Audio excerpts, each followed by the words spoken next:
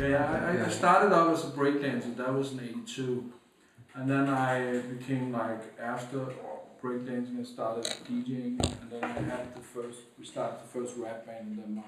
Okay. That was got the record out in '88.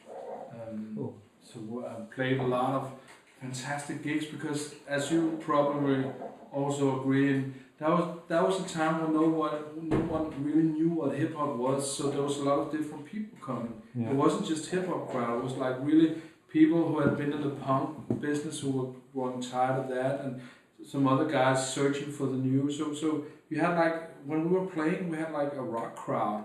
And it was so much fun because you didn't have all these people with like attitudes and how things were gonna be. They were just like curious. I was like a grave digger after school. I just went, with big jackets, and you came out like looking like Moon Man because you had like hundreds of albums because you couldn't afford it. So you just went after school and you just took all the records where all the black people were on. Yeah. You found like a record where there was like some urban, some black guys with big hair, like, that's a good record, you didn't want to take Balmain Love because Marky did that, but you just took and then you went home and then you just listened to I heard the blackest music of all black music. Even it was too black for the blacks, and I just said like 18-year-old after school and just listened to all these records, searching for that beat, searching for that sound, and just started cutting up, and my dad was like, turn it down, son! And an 808, and then just like a 4-track, and then I just cut up the demo and stuff. It's a fantastic time. And that's it. I found a lot of like that. That's actually where I expand my range, because then you started to listen to the songs as well and found out, wow, that Bruce Johnson song is cool, or that Rolling Stones Honky Tonk Woman is more than just a beat. Yeah. So. What was the band called you were in? What? The rap group? Called Rockers by Choice. Okay. Ja, hallo? Ja, hallo, det er mig. Jeg vil bare spørge, om vi ikke snart kunne ses igen. Jeg er ret ked af, hvis du tog det på det.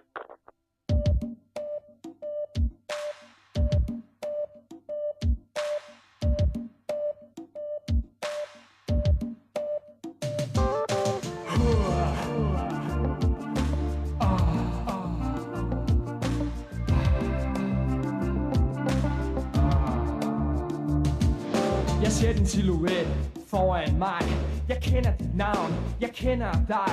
Min kærlighed er stor, som du nok ser. Der er ingen grænser, for jeg vil have mere. Mine følelser er enorme, ligesom denne jord. Mit liv har du hængende på en snor. Inderst inde føler jeg er til grin. Jeg er så småt ved at fatte, at jeg aldrig bliver din. For du er en eller andens pige. En realitet, der er hård, og det må jeg skulle sige. Jeg har aldrig før set en pige som du. Hvor har du været hele mit liv? Hvorfor kommer du først nu? Der er vist intet mere at gøre. Jeg ved, hvor jeg står. Ind i en ulidelig situation, som jeg ikke forstår. Har jeg en chance, eller er jeg lidt for sær? Det skal du vide, unge dame, for du er mig kær. Og du er min engel, min engel.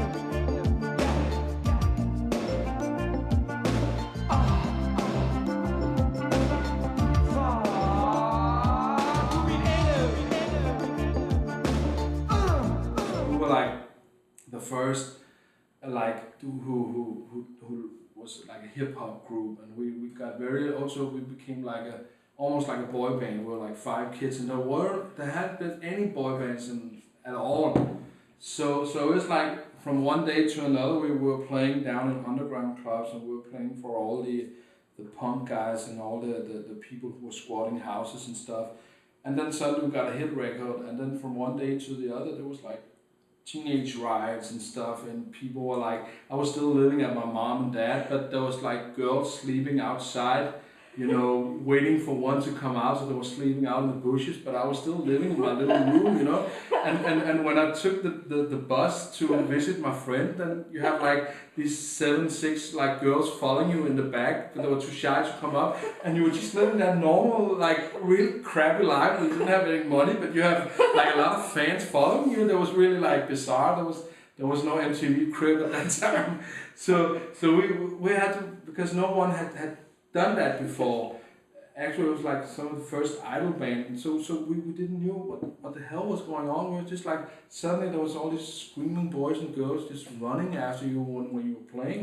But we were still, in our minds, we were just like 5 guys from Amager just like, you know, loving hip hop, and then suddenly, wow, hotel rooms and concerts and girls and tax that you didn't, you know, that was the first hard lesson, you know, you get, oh, all this money for me, and no one told me, no, half is for, you know, the tax man, and then trouble started.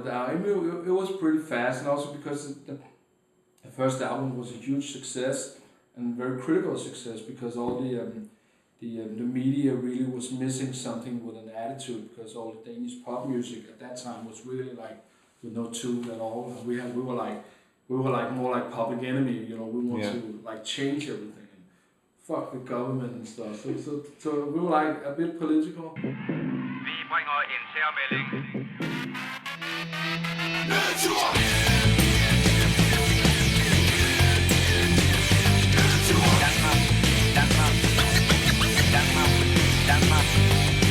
Samfundet smukker af overalt, men er der aldrig, når der endelig bliver kaldt. Demokratiet efterhånden blevet en dårlig kopi.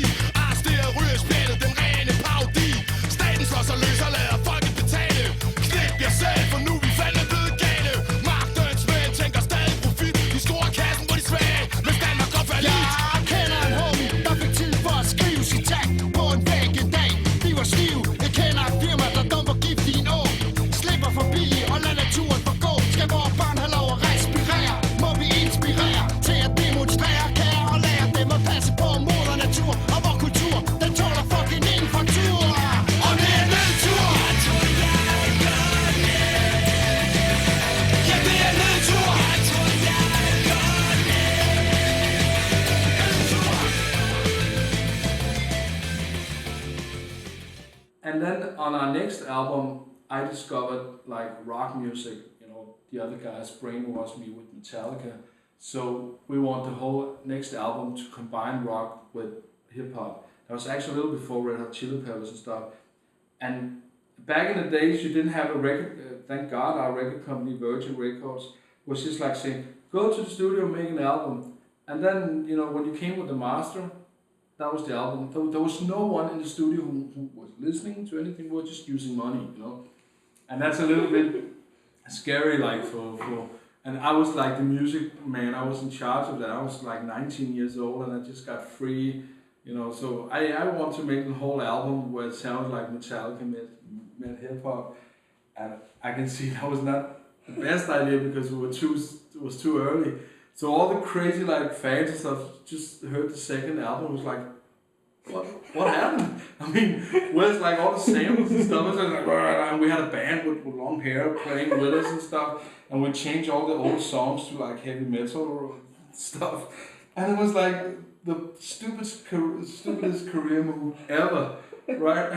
Og det var vi i lørdags, og der er der nogle kamerafolk, der har lavet noget fuldstændig vildt med os. Vi hedder Rockers by Choice, og her har I en ny version, vores version af Rabalderstræde. Yo!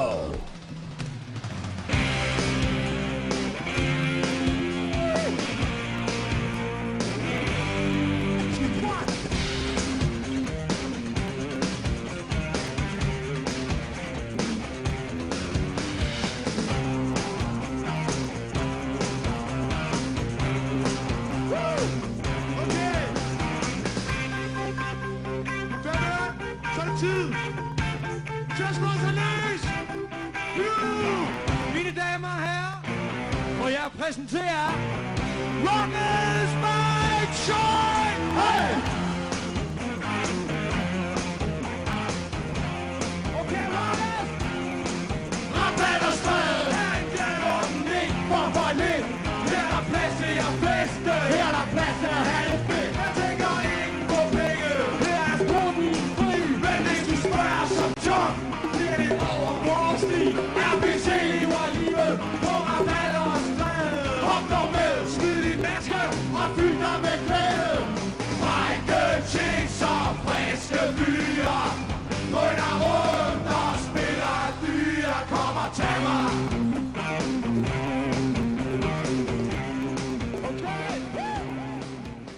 And you know, then just suddenly, you know, also where your bands and with that kind of audience, they tend to change, like you're changing underwears and change idols, right? So just in 2 or 3 years, it was just like, and then you just like look around, what happened? You know, and then I started producing because that's where I always wanted to be. I thought it was too stressful going out playing. Respect for you going out and playing so much that you do, but I always found it so waiting time, waiting, and then you went on, Yeah. waiting, went home, and then started to produce from there. So now I'm here.